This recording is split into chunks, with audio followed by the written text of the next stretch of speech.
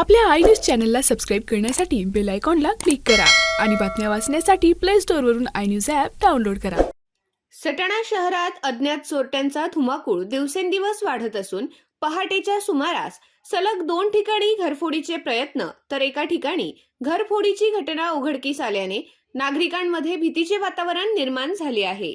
नव्याने विकसित होत असलेल्या वसाहती विशेषतः चोरट्यांच्या निशाण्यावर असल्याचे दिसून येत आहे. डीबी नगर, चौगाव रोड व नामपूर रोड परिसरातील सह्याद्री बंगल्यात पहाटे सुमारे 3 वाजेच्या सुमारास अज्ञात चोरट्यांनी प्रवेश करण्याचा प्रयत्न केला.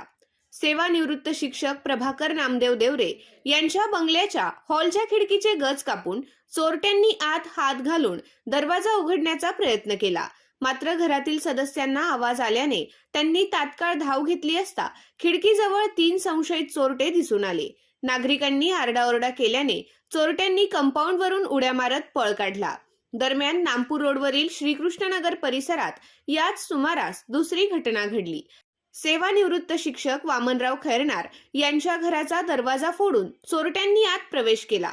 कुलूप व कोयंडा तोडून घरातील कपाटे उघडून सामान अस्ताव्यस्त करण्यात आले. सुदैवाने खैरनार कुटुंब सध्या नाशिक येथे वास्तव्यास असल्याने घरात कोणतीही मौल्यवान वस्तू नसल्याने चोरट्यांच्या हाती काहीच लागले नाही. याशिवाय सीमानगर परिसरात मध्यरात्री 2 ते 3 वाजेदरम्यान 3 संशयित चोरट्यांचा वावर सीसीटीव्ही कॅमेऱ्यात कैद झाला आहे. हेच टोळके विविध भागात फिरत असल्याची शक्यता व्यक्त केली जात आहे. गेल्या काही दिवसांपासून पहाटेच्या सुमारास घरफोडीच्या घटनात वाढ झाल्याचेही समोर येत आहे.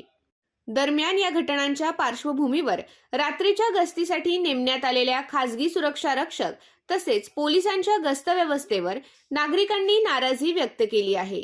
अनेक भागात रात्रीची गस्त अपुरी असल्याची तक्रार असून संशयित हालचालींवर वेळीच लक्ष न दिल्यानेच चोरट्यांचे मनोबल वाढत असल्याचे नागरिकांचे म्हणणे आहे.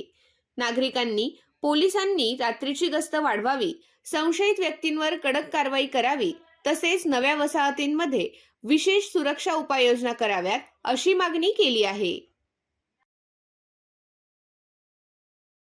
आपल्या आय न्यूज चॅनलला सबस्क्राईब करण्यासाठी बेल आयकॉनला क्लिक करा आणि बातम्या वाचण्यासाठी प्ले स्टोअरवरून आय न्यूज ॲप डाउनलोड करा.